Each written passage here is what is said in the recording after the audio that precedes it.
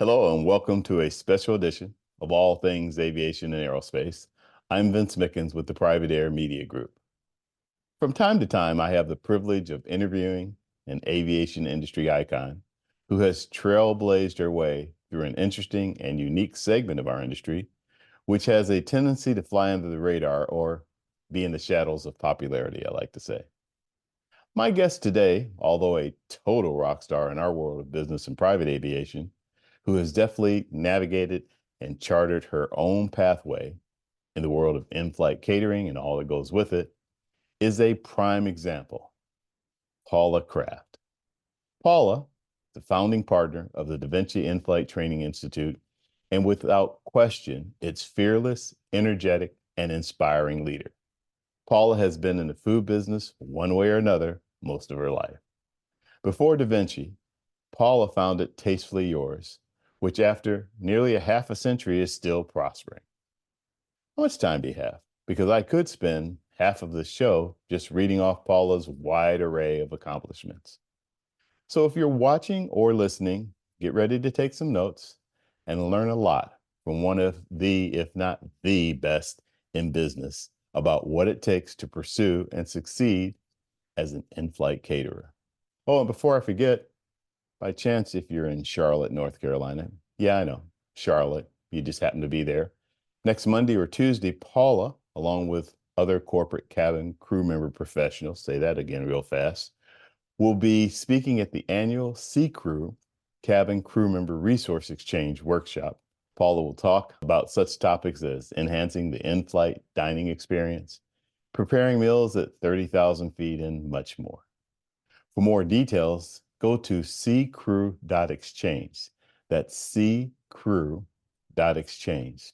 All right, let's get things started and welcome who I have dubbed as the queen of corporate in-flight catering, Miss Paula Kraft.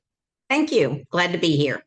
Absolutely great to have you. I was so impressed with your facility.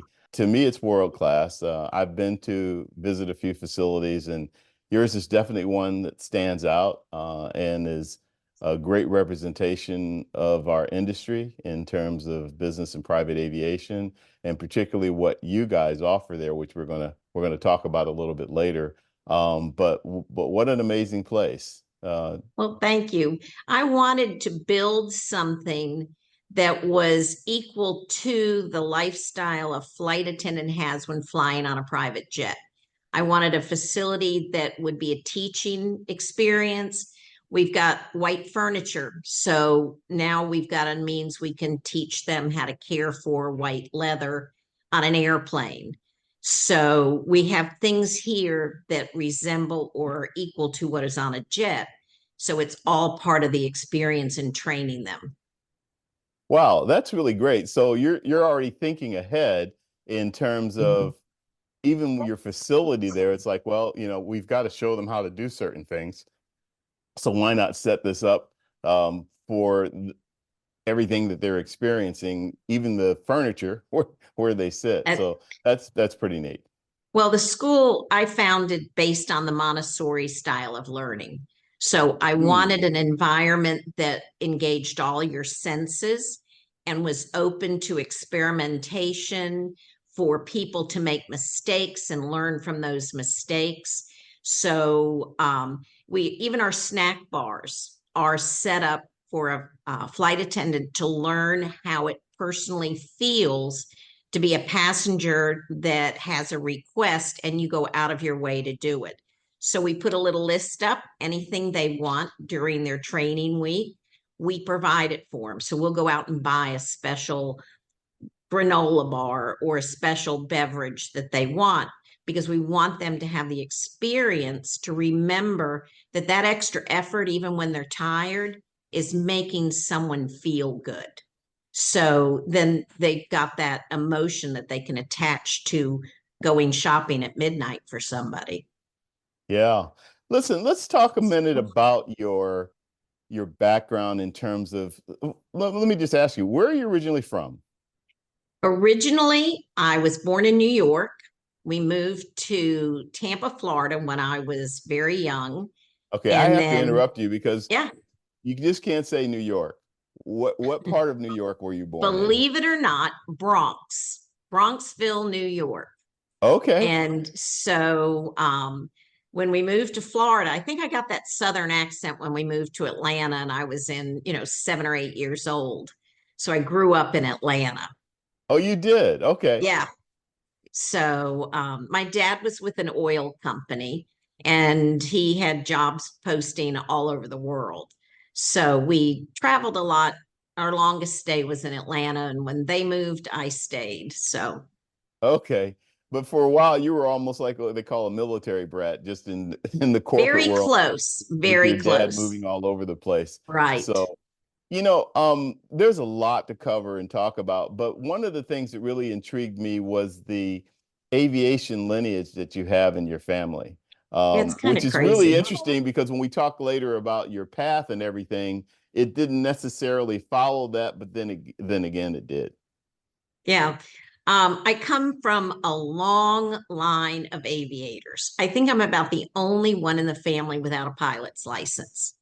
So, my father was a pilot. He flew in the Korean War as a navigator and retired as a captain.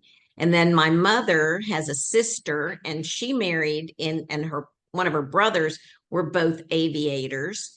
My mother's sister was married to a gentleman who was the first graduating class out of the Air Force Academy in 1959. And then later, after he finished his tour in Vietnam and retired as a colonel, he taught at the Air Force Academy and, kept that going. But both of his kids got pilot's license when they were 16. It was just expected in the family.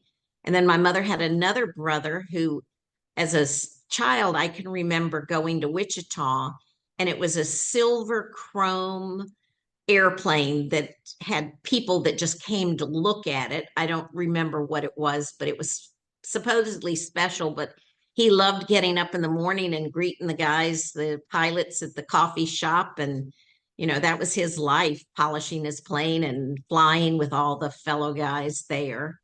I can And understand that. yeah, I can understand it. But then my brother became a pilot. He was ROTC and then got into the Air Force. And he was a B-52 pilot and he retired as a lieutenant colonel.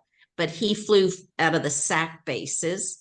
And then when he Strategic Air retired, Command. Yeah. yeah.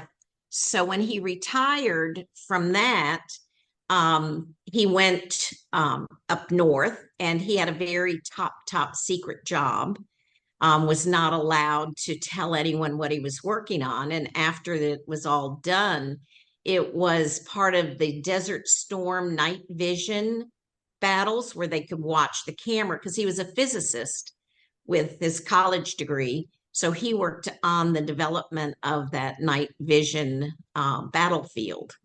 So, we never knew. And it was probably right at about the time that he passed away that he told us what he did. That's what he So, because did. we were Wow. finding all these awards and stuff, and what is this for? So at that point, he did that. And both of his kids are pilots. They each have their own 182. And his wife was a pilot. So they had their matching jets or their matching 182s. And they started a flying club that would plan trips from Boston to Alaska in tandem with each other. So 20, 30 small aircraft, and they would take their time flying from Boston to Alaska. And that was Yeah. what he did in his retirement. Well, besides being an amazing story about an amazing background of aviation everywhere, all around you, Uh-huh. then it really brings me to ask the question, what happened that you didn't get into it? And I think it's even more interesting that you didn't even initially get into in-flight catering. You actually got into catering. So that brings me back, I guess, also to talk about where cooking came into play and the whole chef catering and Uh-huh. all of that. Well, I graduated from college with a master's in food science. And Oh, as wow. an undergraduate degree in adult and secondary education. So I was going to teach food, cooking, home economics, that sort of thing. And I did for 1 year, and my father actually offered to pay me to leave that job and get another job because I spent all my money on the students that needed help. So he said, you can't make a living and give it all away. And I said, but they need it. So at that Wow. point, I went to Atlanta and I got married, and my mother-in-law got me at my first job cooking at the church for Wednesday night social. It was a Wednesday night prayer night. Yeah. And then I ended up being the director of the wedding program there. And when I was doing that, I was asked if I was interested in doing Macy's Food Cellar. So I started catering for Macy's Food Cellar Okay. cakes. Before I'm going to Yeah. interrupt you for a second. Before Okay. you get into that aspect of your Uh-huh. career, I want to go back to where did the interest, first of all, you're going to school and already knowing what you wanted to major in. That's pretty unique. Talk to so many young people that having a clue of what they want to do, or they just pick a major and then it ends up not being what they thought it was going to be, and then they change. And it sounds like, and you can correct me if I'm wrong, but it sounds like you already had food on the brain, so to speak, that cooking was something that you wanted to do. Did that come from your upbringing, from somebody in your family, or was this all Paula? It wasn't all Paula. When we were small, we each had a duty to prepare dinner at night. First duty at the earliest age was setting the table, and then you were allowed to make the salad, and then you were allowed to do vegetables until finally my mother would turn over the meal to you. And I loved doing that. I hated outside work in the yard. And my brother loved that. My sister loved that. So I ended up getting to do all the cooking. And by the time I was in the ninth grade, the school that I was going to, it was the first year of high school. I completed all the home ec classes that the school had to offer. So in the 10th year, they said, why don't you write your own curriculum and decide what you want to teach yourself? In 10th Because grade? in 10th grade, so 10th, 11th, and 12th grade, I wrote my own curriculum and knew that I loved food. And food, I was interested in what happened to food. So how did it get processed, and what happens when you reheat? So that was Thus where the food food science. science comes in, because I felt like I was more of a scientist understanding food. And I thought I'd work for a large food manufacturing company. And I actually did for a while. And I worked in their quality assurance, testing food for viscosity and thickness. And that was a lot of fun, but it wasn't challenging. So when the offer to do the church was only on Wednesday. And then when Macy's said, hey, we need a caterer for Penelope Penn, which was their concierge.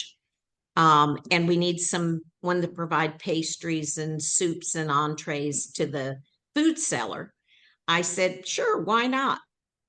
And I did that with Macy's. And my first aviation job was RJR Nabisco moving their headquarters to Atlanta. And they ordered a picnic to be delivered to a concert in the park. And that was the beginning of aviation, because every day was a new challenge. I wasn't bored anymore. I loved it. Did it feel so with aviation? Do you think the influence you had growing up with aviation being in the family played a part in that, in terms of Not that, at or all. not at Not at all? all. It was just the opportunity. It was the opportunity that presented itself to me. And I actually didn't understand private aviation, corporate aviation when I got in.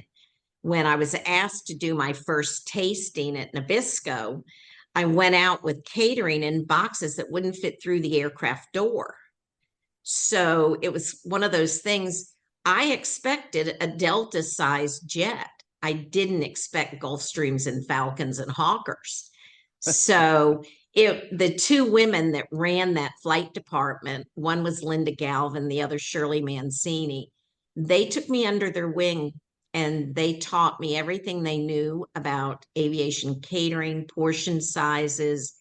They let me play on the airplanes, and see the storage and then the packaging and how things should be presented, and what the job of the flight attendant was, when there was a flight attendant on board. And they were amazing. And they were the reason that I stayed in aviation, because it was so much fun for me to have something different every day. You wake up in the morning and you didn't know what somebody wanted. So every day was a challenge. And it was one of those, yes, I can do it, I can get it done, type attitude. And it grew and grew. And I had mentors that involved me with NBAA. And I was invited to go to the first scheduler and dispatcher conference. And that was with Georgia Pacific scheduler. And she says, Paula, you really need to go and get involved. So she took me and introduced me and showed me around, and I was overwhelmed. And, it was one mentor after another. So each person directed me in a different way. And my first flight attendant conference that I went to, I think it was either the first or the second one, and they were pretty much sponsored by Rudy's back then. And I went to the conference, and Rudy's had paid for it, but there were all these caterers there passing out their menus and marketing themselves on Rudy's dime. And I said, that's not fair. So the next year I asked NBAA if I could organize all the caterers to share the cost, and then everyone would have equal marketing. And so that led me into the NBAA flight attendant committee. And I Right. I was going served to say, there goes your committee. So I served on that for 15 years. And then it's kind of like, okay, your time is up. So I decided, well, if it's up here, then I'm going to Europe. And I was part of the steering committee to start the flight attendant committee in Europe and get that off the ground, and had amazing people to work with that supported that. Anne Sherrard, who was with Gamma at the time, was a big advocate and mentoring and teaching me the way that things were done. And then there were people at EBAA that everyone just jumped in. I guess they felt the energy, and people tell me that I have so much energy that they want to touch that energy and get a little bit of They it. want to tap into So it. yeah, Well, tap into it. I So can attest to that. I've seen you in yeah. action at a number of aviation events. I was also going to say that you have an amazing personality, and I think that along with the energy is what Well, thank you. attracts people to you and makes people want to work with you. But you touched on something that I know is dear to your heart, and I now I see why. I think it's twofold, because I was raised by educators, so you're wanting to do something in education way back when says a lot. But when you start talking about mentoring, that is something that I've seen you be very passionate about, and now I know why you are, because you had a lot of mentors throughout your career that played key roles in your progressing and in you becoming successful and things like that. Well, and even in the catering side of the industry, I'm mentoring caterers that are new, that come in and need help. How do they package this? How do they adjust seasonings and things like that? But they've also mentored me and taught me what they're doing in a different climate, whether it's in Africa or it's in India or in China or in Europe, because they all have different challenges. So they've been educating me and mentoring me, whether they know it or not, because I ask a lot of questions. Well, yeah, So, I can see how that happens though, because when I was visiting your facility and you guys were doing training, you had some gentlemen from Europe. One was from uh-huh. Germany and one was from, I think, Italy. And anyhow, but the conversation I had with those guys was great because they were Mm-hmm. all and I get what you're saying about learning because they were telling me how different an in-flight catering experience and requirements are in Europe, flying in Europe Mm-hmm. versus here in domestically in the US. So Mm-hmm. I get that. But I also admire you in the sense that even with all of your background, all of your experience, all of your education, you're like, but I can still learn from somebody. And to say that you can learn from somebody that's just learning the business, that speaks highly of you. Because everybody has a different challenge. So if you understand their challenges, then you can help direct them. When I started working with John Detloff, the most amazing human, so talented, He so much is. fun. He and I were going back and forth for the first year, going, "Oh my gosh, I didn't know that." And then I'd go, "I didn't know that. Can I claim that?" So that became a challenge. And now we have Rich Barley, who's our new director of culinary, and he's an organic farm to table individual. He lives in the Everglades here, and he has his own farm and grows all their food. And so he's bringing a new aspect into culinary to go with the new trends. And I have learned, and he's been here since November.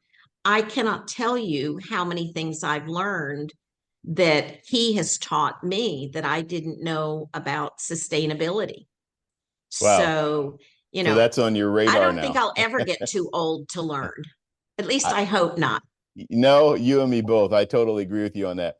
This is a good time for us to kind of start segueing into some of the things that what DaVinci In-Flight Training Institute is and does and things like that. I wanted to talk about it because you were talking about it earlier, but I kind of put the brakes on you for a second because I wanted to Mm-hmm. talk more about the in-depth of your background.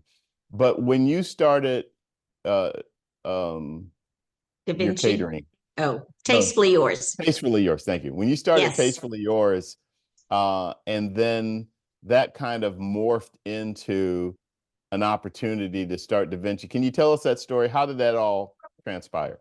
Tastefully yours, I founded 45 years ago. Oh my gosh. And that was part of what was going on with Macy's. So at that point, I founded Tastefully Yours, and my kids were 6 and 7 at that point, and they were working with me in the kitchen. Back then, our packaging was a cake box with a box lunch in it. So I taught them how to assemble box lunches and the boxes, and they'd stack them as tall as they were. And Nothing like so having a the mom that's a caterer. yeah. Well, I'll tell you, in their teen years, it was really amazing because we had so many boys coming by the house to see the girls, and then they'd go to the kitchen and they'd wash dishes and do whatever needed to be done so the girls could go out on dates. So I Okay. got a lot of free help in the kitchen, And they could you get know, fed. and then they did get fed. So it was kind of fun, and several of them ended up opening restaurants and catering companies, No after kidding. having been doing that with us. Just being So, exposed to you doing that. yeah. And I had one There's pilot another kind one of a time. legacy. Yeah, that when I had was doing Tastefully Yours, my daughter and her husband are taking it and running with it now. But I had a pilot who told me he had a son that was a problem and he liked to cook, and would I hire him and teach him how to cook and straighten him up and use the mother's touch on him. And he ended up becoming a pilot, and the son did. And then he decided he'd rather be an A&P mechanic and a chef on the side. So he's doing that, Wow. and he still calls me mom because I treated him like a son and scolded him and when he needed it and gave him praise when he deserved it. So Wow. yeah, so That's Tastefully terrific. Yours became a family business with the two girls, and then extended family with all their boyfriends and their cheerleading friends, and anybody that wanted to knew they could come by the kitchen and there would be food for them. Right. And we ended up, I had told my daughters, you cannot marry anybody in the industry. because it's hard. It's 365 days a year, 24 hours a day as a caterer, you're on call. As soon as you make a personal plan to have a family dinner, I sold my Christmas dinner one year to a client that was leaving town and we were closed. And she said, "Oh my gosh, I have to have food." And I said, "I have what's on my table for dinner." And she said, "I'll take it." Oh my And so gosh. my kids still to this day remind me of that. No, mom, Oh, I'm you know, sure they do. yeah, you sold our Christmas dinner out from under us. But Talk about customer service. yeah, you can have what we're eating. We ate soup, but anyway, so with that, Hmm. they both ended up marrying pilots, and we've got I have one son-in-law who is a line service manager for one of the FBOs, and he called me and said, "Please, please let me date your daughter." And I said, "Nope, they're not allowed to date." And he wouldn't give up. So finally I said, "All right, you can go out one day." They went to a baseball game and fell in love The and rest is ended up history. getting married. And they're the two that are Nice. running Tastefully Yours now, because it turns Really? out he has a passion for cooking. Oh, So he wow. left the FBO. He was with Bell South for a while, A&B Group, and then the FBOs. But he's left them all and is full-time a hot chef at Tastefully Yours. Mm. And he's a great big teddy bear, and he just loves what he does, and he's passionate about it. And Amanda she is my youngest daughter. She manages all three businesses: Airware, Tastefully Yours, and DaVinci. Okay. So she's doing that. And then, my oldest daughter is very, very active. She was a elementary school teacher, because she couldn't take the schedule and the routine for aviation, and she wanted to work with kids. So I said, "I get that, you know." So that brings me to a point where of something that I really would Mhm. love to hear what you have to say about it. And that is you brought up that people that discover that they have a passion for something. In this case, cooking. And one of the things that I try to do with this show is tell young people in particular, or somebody that's an aspiring young aviation professional that's maybe still in school or just coming out of school, is that whatever it is that you do, whatever your skill set is, I'll put it that way, Mhm. it can be applicable to just about anything in aviation. And so being Absolutely. more specific to you, yeah, and you gave one great example of talking about somebody pilot, A&P, and cooks on the side. But Mhm. there are a lot of young potential chefs out there, are cooks, people that really know how to cook and love cooking, and probably have never thought about that they could do something like in-flight catering, that they We're could kind work. of a hidden industry.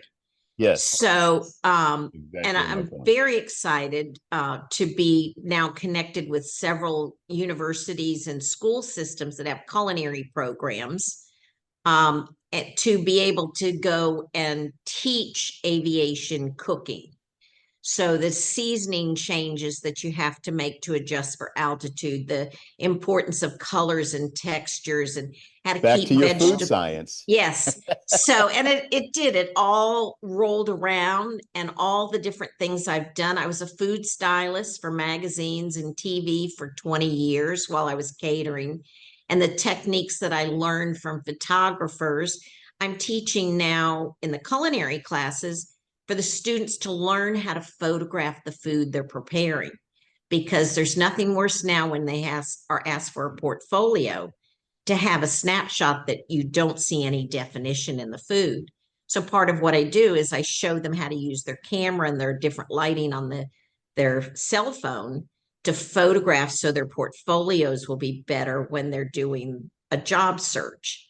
So it's everything seems to have ended up in DaVinci. Yeah, All of yeah. the different things that I've got, and I'm very, very excited to be part of the school system out of Manatee County, and going in and working with their students in their tech program.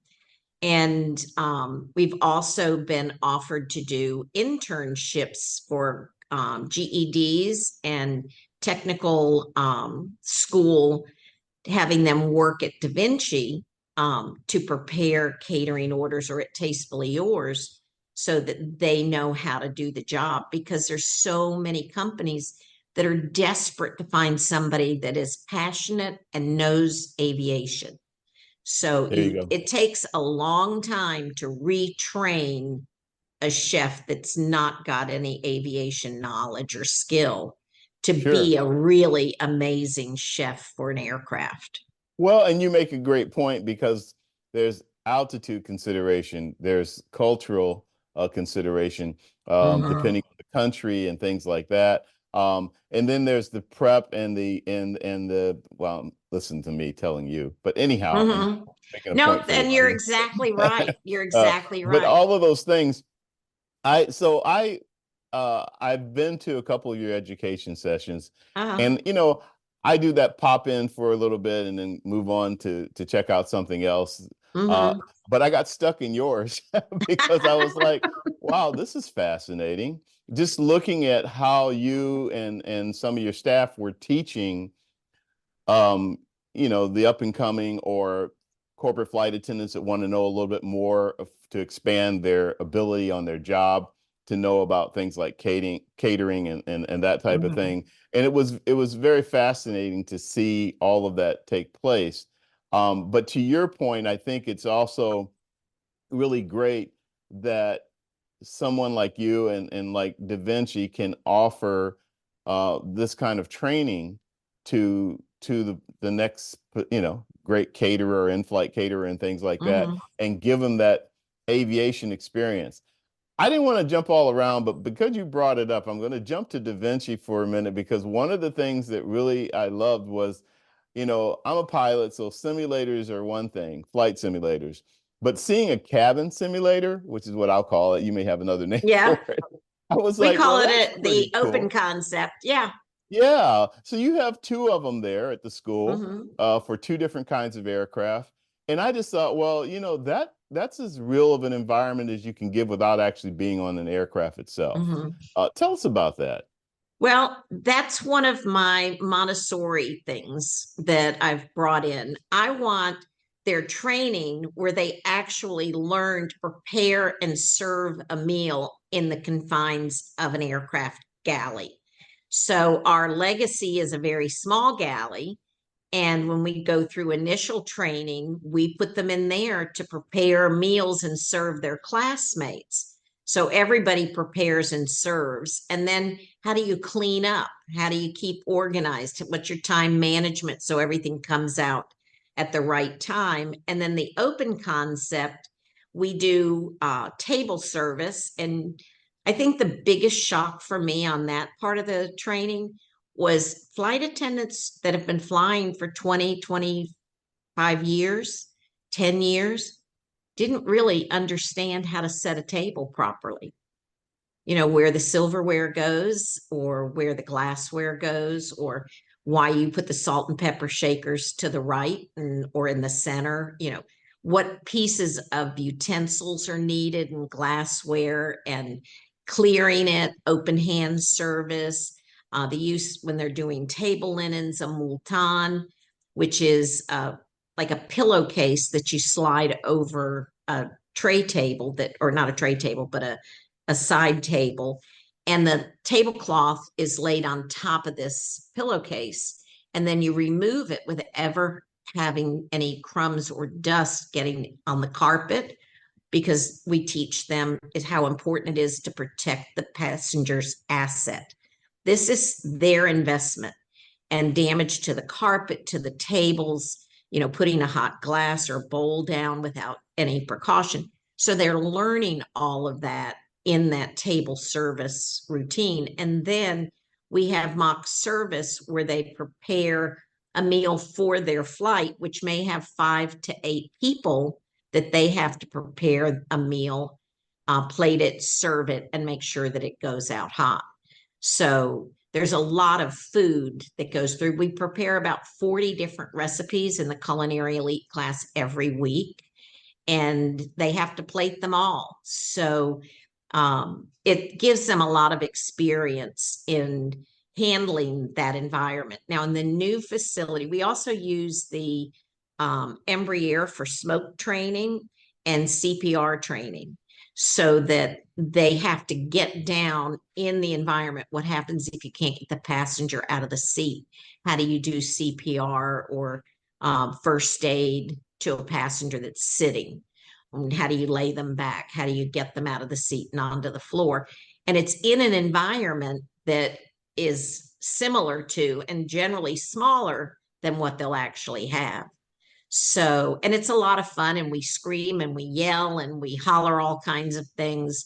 And I love it. I get to role play every once in a while, and I get to be a nervous passenger, and I'll blow my life vest up in the cabin instead of waiting. And I want to carry my dog with me, and let me take pictures. I want to put this on, YouTube. And just to come up with a whole bunch of fun things that in the panic, it shows them that, you might not have really easy passengers to work with, because I love being a challenge. So, Well, you have built this into something that's pretty amazing. I have to look at my notes here, but some of the classes that I see that you offer, and training, I should say that, so you offer, because you offer different levels: aviation security, online training, partner specialty. I'll be curious to hear what you have to say about that. Commercial to corporate. I actually know a couple of flight attendants that are in transition to go from commercial to corporate. Service elite training, you were just talking about that a bit.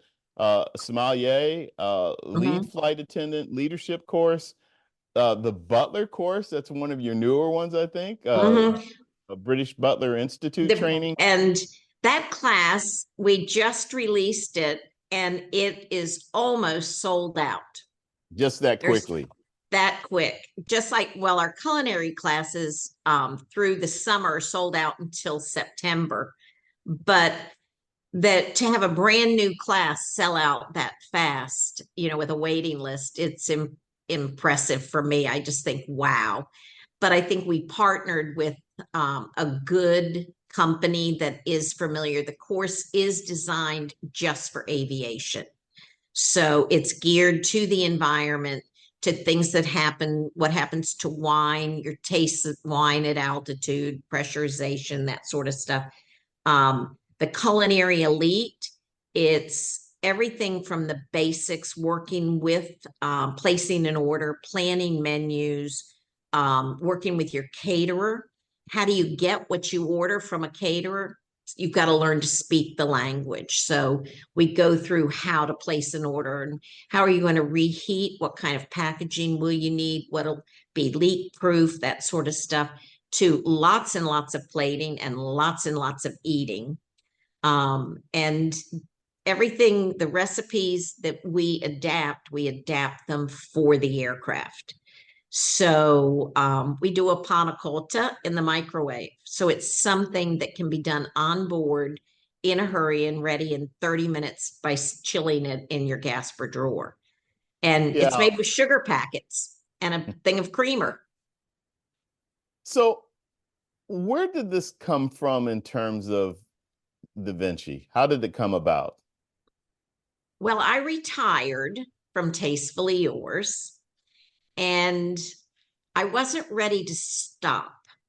So I had surprise. I know, I had so many companies and groups that asked me to come and teach classes at their facility, and a lot of food safety classes. And with that, I thought, I was doing it for free at Tastefully Yours before I retired, and I loved showing them new things. Let's get out of the rut on a crudité. Let's change the way we do this. So I always wanted to inject something new. And my personal feeling was that flight attendants, and forgive me, because I say what's on my mind, were looked at in a lot of cases like a hooker in heels. Mm, And they wanted somebody that's gorgeous and sexy and beautiful, to be going up and down the aisle and to be serving their guests. But really, these are professionals and they weren't looked absolutely. at as a professional. So DaVinci's main goal was that I wanted to create a career professional that was doing something that was more than going coffee, tea, or me.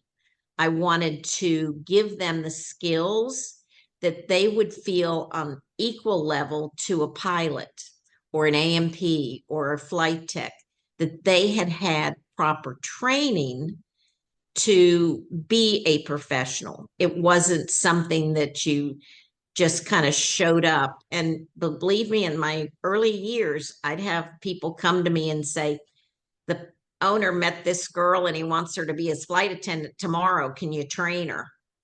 And, you know, Mm, it wasn't, they weren't getting the training they needed to do their job. And I tell the flight attendants here, you're the ones that'll probably be the one pulling the pilot out in an accident. You're the one that's going to get the passengers out safely. You're the one that's going to make sure the food they have is safe to eat and has been handled correctly and reheated correctly, and that you've prevented cross contamination. And the galley is the worst place in the world to try to do that. But if they have the proper training, they're more than just a pretty face in the back. They are truly a very valuable asset. I personally think that a flight attendant should be on every flight, just for safety, if nothing sure, else. sure, Um, absolutely. they're the ones that are going to prevent a passenger from putting something metal in a microwave or leaving something with a paper lid up in the oven if they were heating something and have a fire on board. They're the ones that are going to see the passengers in medical distress and go to their rescue. That's a profession. That's not just a job. And So, yeah. yeah, I was going to say, as a testament to what you're talking about, there was a crash about a month and a half ago, I and knew the the flight flight attendant. attendant, Yep. yeah, was the one that saved everybody because she knew exactly what to do and how to do it. Well, and it's funny because there are several people that I know that have been talking with her since that accident. And she has commented that the passengers, she got in the back of the cabin because she knew there was going to be an emergency.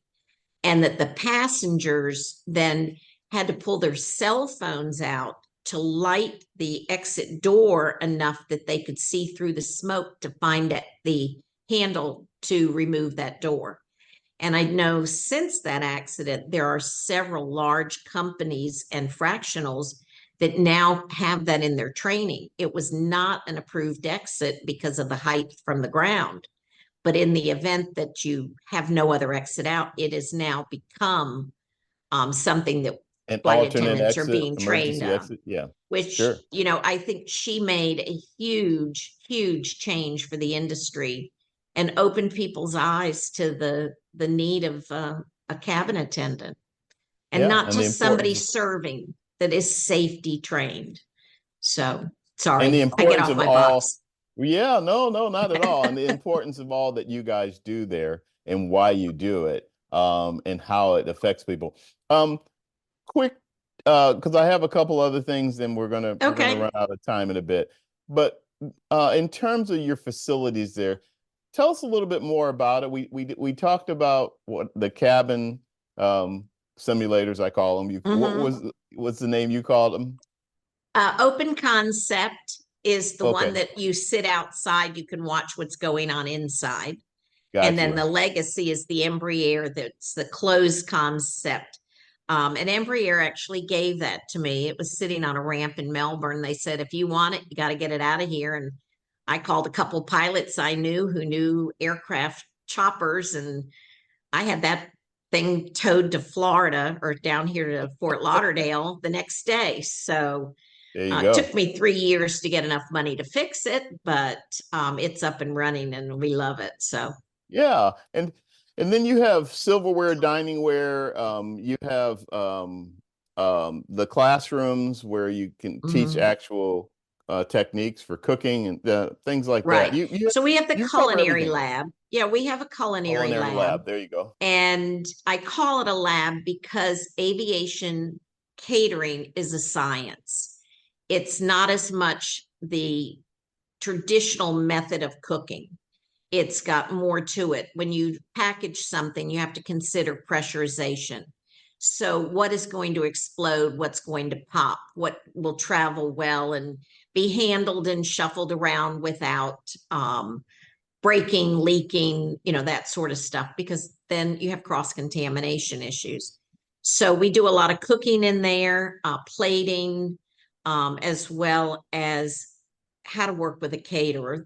We have a classroom for the service, and in there we do how to serve teas, from Asian tea services to Arabic tea service and coffee service. And we have the equipment. We're training on fine china, and we're training with high quality silver plate, because they have to learn what it feels like. And I know that that sounds kind of crazy, but there is a feel that you literally can learn by touching a quality piece of porcelain or china. And you know that your owner paid a lot of money for that. So by knowing how something feels and the quality, you're not going to slam it in a dishwasher. You're going to take better care and Mm. handle it differently. So, how do you handle the glassware that is your very expensive crystal? We teach them what it feels like, so I can identify the difference between a Libby glass by the way it feels and even the rim that's on the top, to a good crystal. And the good quality things, I mean, everything has to be cared for, but there's certain techniques. And we did a training in the service class this weekend, how to clean the silver. Flight attendants don't realize that the silverware and the trays need to be cleaned, but there's a technique that it doesn't take any time and it's not messy. So we're teaching that, and we'll put that out as a video for everybody to see. But it's baking soda and boiling water. Wow. So, and it just comes off, but it doesn't destroy the silver or the plate like Tarnex would. So we show them what to do and what not to do, and then how to take care of those assets. Airware was started actually by my daughter Amanda and her husband Eric, um, in reaction to people asking us, where do I get this? And she started the business with packaging for caterers. And then flight attendants would say, hey, can you get me one of these? I broke one of this. We need to replace that. So she started the airware with the fine china and crystal. And that's what we use for our training now. So that way you can touch it, and we go on a tour, and I think you can see it over here on this side. And I encourage the students, don't be afraid to pick it up. I want you to hold it. I want your hands to touch it. I want you to feel the sensation that you get from holding a piece of stainless versus a piece of silver, because there's a big difference in the way you take care of them. You can't mix stainless and silver in a dishwasher, they'll turn black. Those two metals don't go together. So Sure. it's those sort of things that we're trying to teach, so that they are a better person in taking care of the asset. Yeah. And I think that's critical. So, Paula, before the show, we were talking about um, advising and or providing advice and inspiring the up and coming generation as it relates to in-flight catering and this aspect of the industry. You mentioned earlier in the show that it's kind of almost a hidden industry. You don't really hear it's in the shadows, so to Mhm. speak. I couldn't agree with you more about that, which is one of the reasons I've done a couple of shows about it. Um, uh, it's a it is an exciting industry, which you expressed earlier too. You've had an opportunity to go around and and educate young people and people in the industry about the type of things that they should know and the opportunities that are there and things like that. You've done it from your company, you've done it on your own, et cetera, and so forth. I guess what I'd like to do with the last 6 or 7 minutes we have for the show is talk about one of the things that you touched on, which is, you know, what's the advice that you give to young people that are interested in something like this? You mentioned earlier it's a Mhm. 24/7, 365 days a year, on call type of sounds like a pilot's job too. Yeah, it is. It's an aviation job. It's an aviation job. Talk Yeah. about that a little bit and what you're, if you're sitting in front of some high school or college students, what you would be telling them. Well, first and foremost, it's all about the passion. Love what you do, and you'll never work a day in your life. Love what you do, and the money will follow. You may not be rich, but you'll be rich in the passion and the energy that you've got. So it's not money that's going to make you happy and feel good. It's the feeling that you get about doing your passion every day.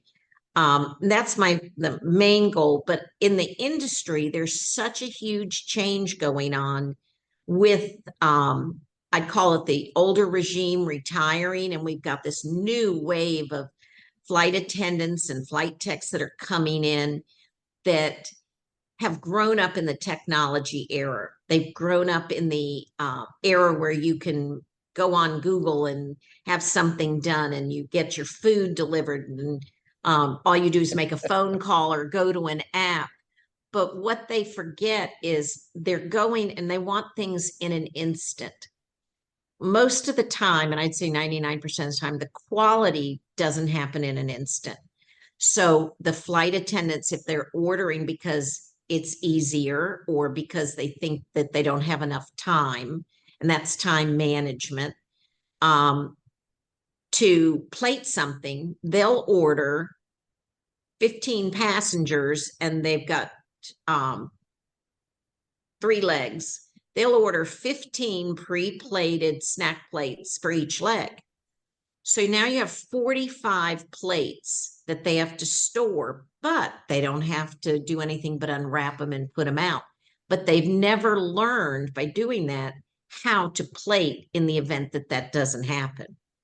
So they're skipping steps to build experience to help them get through things that aren't happening. One of the biggest things that I see, and I warn all the flight attendants, there are unwritten rules in the industry. At least there have been in the time I've been here. And Sure. that is, you don't photograph the interior of your owner's aircraft. That's like photographing someone's living room or bedroom. Right. But yet they do it and they post it on social media. They want to tell me who their passengers are because they think as a caterer they'll get better service. But if you're flying on a private jet, the caterers in the industry know they are all important people. So you can't think that if you've got a VIP, that they're going to have anything different than the VIP because they're all in that category. So they're violating the security of that person, but no one's teaching them. You do not share your passengers, your destination. Caterer doesn't need to know. Flight length, that would be good because then they can help coordinate portion size or what will work in that time frame. But they're sharing so much information that Hmm. the security of the passengers is being breached, in my opinion. So, we've got a lot more food allergies, but, the caterers are here to help and to help get them through all those allergies. But is it an allergy or is it an intolerance? Big difference in what happens in the kitchen if it's an intolerance versus oral dislike versus an allergy that would cause an anaphylactic shock. So they don't understand the relationship between the two. Sure. Um, So, I could Yeah. just I go on and on. So I'm No, sorry. no problem. I wanted to get two more things in real quick. I wanted to Okay. ask you if you could briefly, what's your number one piece of advice for someone that's maybe a commercial flight attendant with the airlines and are wanting to become a corporate flight attendant and be a thorough one in terms of their professionalism and ability and things like that? What's the number one piece of advice you would give them? Number one piece of advice is for them to ask themselves, am I a servant? And I don't mean that in a negative connotation, but is it my soul and my mission to be serving people? Or am I doing this for a job? A good flight attendant in the private jet industry is a server. They're a servant. They're working to make the trip pleasurable for every single person on board. And if you don't have that mentality that I'm here to make their day, I'm here to do for them, rather than, oh, I'm so tired and I don't want to stand and I don't want to do this and I don't want to go shopping after hours, then they won't be successful. They'll be unhappy in the job. So that if they feel that they're meant to serve, and it's the same. For me, I feel like, I'm to serve the Lord.